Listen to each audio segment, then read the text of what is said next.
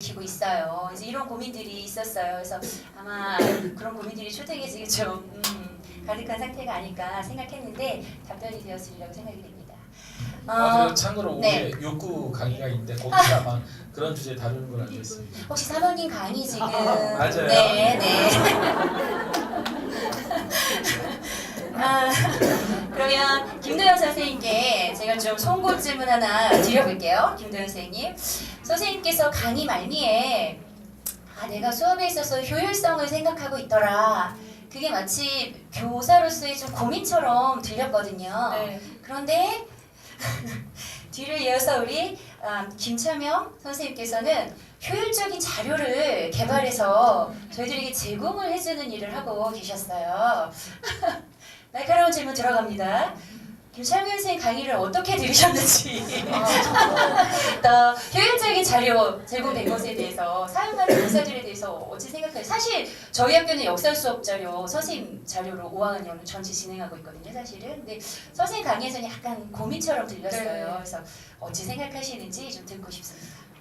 맞아요.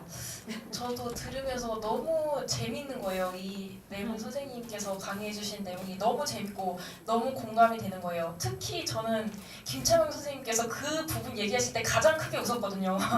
그래서 가장 공감이 많이 되고 근데 제가 고민하는 부분은 그거인 것 같아요. 사용을 저도 해요. 저도 사용을 하고 인디스쿨에서 막 김창훈 선생님께서 그림 그려주신 거 보면서 막 너무 공감이 막 되고 허승환 선생님께서 만들어주신 그 막 플래시 자료 막 저도 막 학교 컴퓨터에 다 깔려 있고 이렇게 사용을 하고 있는데 이게 쓰면서도 저도 그게 약간 그런 것 같아요.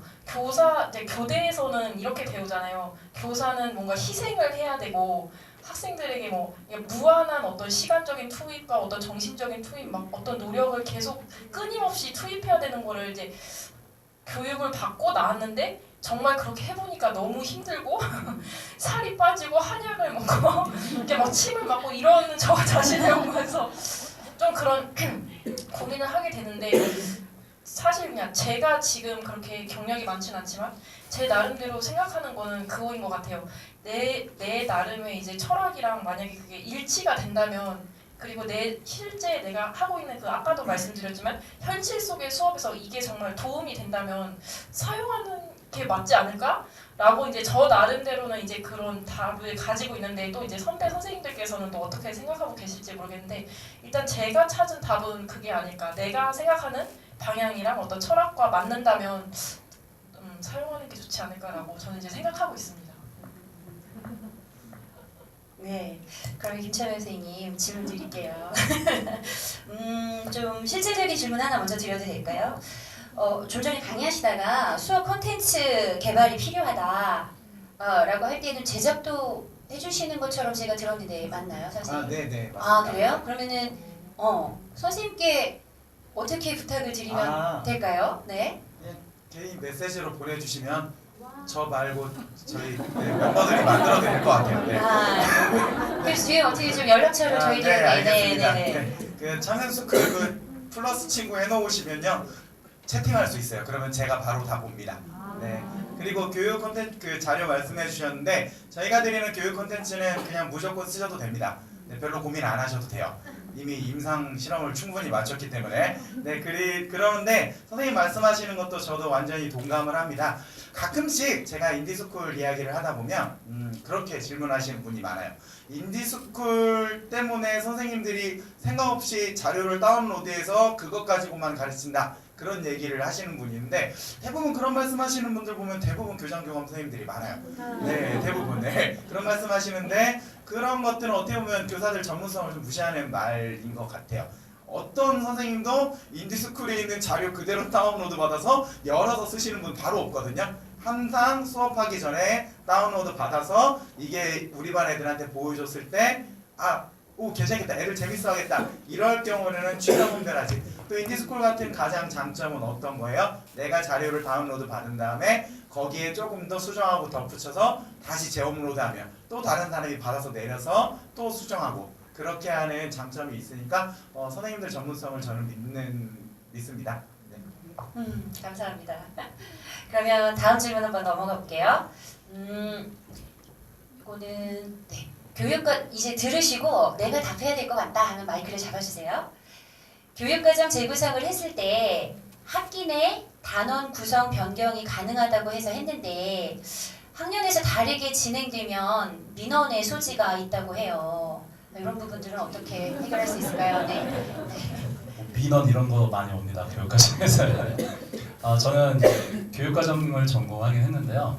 이런 부분은 많이 들어서 도움이 될까 싶어서 이렇게 저만의 생각하는 모범 답안을 말씀드리겠습니다. 초중등 교육법 23조 1항에 보면요. 학교는 교육과정을 운영해야 된다고 되어 있어요. 절대 교과서를 운영해야 된다고 되어 있지 않습니다. 다시 말하면 교육과정을 재구성해서 학생 중심, 현장 중심으로 여러분의 아이들과 배움이 확실히 잘 일어나는 방식으로 했을 때 그 교육과정의 성취 기준만 잘 이수한다면 여러분 법적으로 전혀 문제가 없어요. 근데 이제 우리 학부모님들은 뭐 예를 들어 10단원 있으면 10단원 부분 못 맞춰가지고 뭐 중후반에 끝난 거 교과서 다 안 한 거 아니에요라고 특히 과학의 실험 관찰 경우는 되게 티가 나잖아요. 근데 이제 그런 게 아니라 이제 시대가 많이 변해서 각 차시 안에 있는 것도 융합으로 다 할 수도 있고 어떤 건 더 중요한 거를 통합시킬 수도 있고 수정 보완해서 얼마든지 여러분께서 디자인할 수 있는 게 법적 장치가 되어 있고요. 심지어 여러분이 바이블이라고 할 수 있는 그 총론 있잖아요. 총론에도 그런 용어가 직시되어 있어요. 그래서 그걸 가지고 계신다면 여러분이 마음이 더 훨씬 편안하게 여러분 이제 사용하는데 문제가 없고요. 이런 문제가 있어요. 5학년 1반은 그렇게 선생님이 하시는데 5학년 2반 선생님이 A 교사처럼 갈 경우가 있잖아요. 근데 뭐가 문제가 있냐면 시험을 낼 때 지금 중간고사, 기말고사 많이 폐지하고 수행평가 위주로 가고 있잖아요. 근데 아직도 일부 학교에서는 5학년 1반 선생님이 국어 문제를 내고 5학년 2반 선생님이 수학 문제를 내고 5학년 3반 선생님이 사회 문제를 내면은 5학년 3반 선생님이 사회 문제를 낼 때 5학년 1반 아이들이 배우지 않는 현상이 일어나는 거예요. 이해하시겠죠? 예, 아마 공감 많이 하고 계신데 그런 가르치지도 않았는데 평가를 받아서 불일치 현상이 일어나기 때문에 민원이 들어오는 거거든요. 그래서 학년 초에 이러한 것들을 협의를 하고 이런 거에서 따로 해야 된다. 그래서 이제 정책적으로도 교사별 평가란 말이 나오고 수시 평가란 말이 나오는 거죠. 가르친 선생님이 학생한테 가르친 내용을 그때 평가해주는. 그래서 형성평가가 더 중요하고 총괄평가를 하지 말라고 하는 게 우리 지금 트렌드인데 법적 조항뿐만이 아니라 그러한 방식을 함께 공유하고 모르신 분들한테 일깨워줄 수 있는 변화를 넛지해 주시는 게 굉장히 중요하고 해결할 수 있는 실마리지 않을까 생각합니다. 네. 네, 감사합니다. 김현수 선생님께 한 번 더 여쭤볼게요. 좀 전에 강의하실 때 교원 능력 개발 평가 2.5 미만의 교사들을 대상으로 강의를 하셨다. 근데 저 개인적으로 이게 점점 범위가 좁혀 오더라고요. 저 개인적으로 왜냐면은 20, 30대 교사는 별로 없더라. 40대 제가 촬영했어요.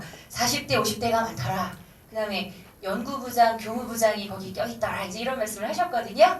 근데 제가 다 포함이 되는 거예요. 그래서 개인적으로 궁금해서 제가 한번 드려보고 싶었는데 좀 연배 있으신 분들은 또 같은 마음 아니실까 싶은데 그런 분들을 대상으로 어떤 연수를 하시나요, 선생님? 그게 궁금했고 또 옆에 계신 허승아 선생님께는 선생님은 그럼에도 불구하고 아이들과 놀이에 관한 책을 쓰실 정도라면 그럼에도 불구하고 지금도 40대, 50대에도 꾸준히 12세의 아이들을 만나고 계시는데 그래도 지금도 놀이가 가능할 정도로 계속적으로 소통하실 수 있는 선생님만의 비법이 있으신지 두 가지를 동시에 여쭙고 싶었습니다.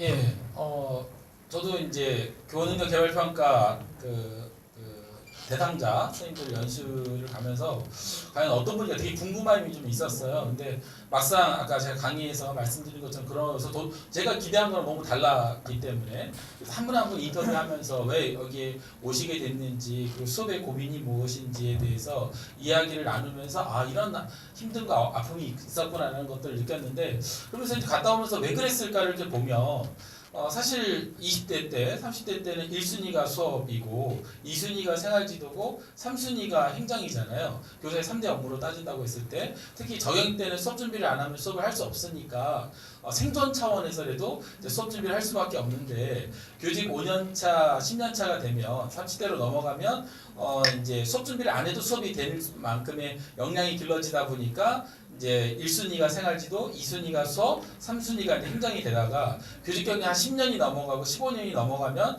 학교에서 이제 리더로서 중간 리더로서의 역할들 그러다 보면 행정이 1순위, 2순위가 생활지도, 3순위가 퇴근을 하다 보니까 이제 수업에 있어서 이제 고민하는 만큼 시간에 비례할 수밖에 없는데 이제 그러지 못하는 이제 안타까운 문화와 또 관련된 부분이 아닐까. 그리고 또 40대 이상이 되면 학생보다는 승진이나 좀 다른 부분에 이렇게 좀 초점을 둘 수밖에 없는 우리의 어떤 학교 문화, 수업 문화가 있지 않나 이런 면에서 저는 비판적으로 바라볼 필요가 있다라는 생각이 좀 들고 그러면 이제 제도적인 사회적인 접근도 필요하다고 보고요.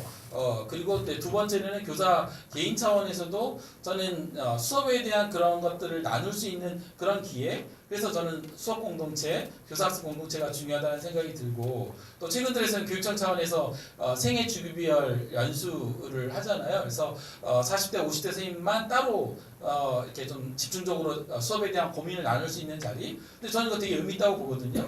제가 예전에 그 학교 안에서 교사학습 공동체 했을 때 쿨 메신저를 띄워서 선생님들한테 이제 신청을 받았는데 놀랍게도 부장님들만 신청을 하셨어요.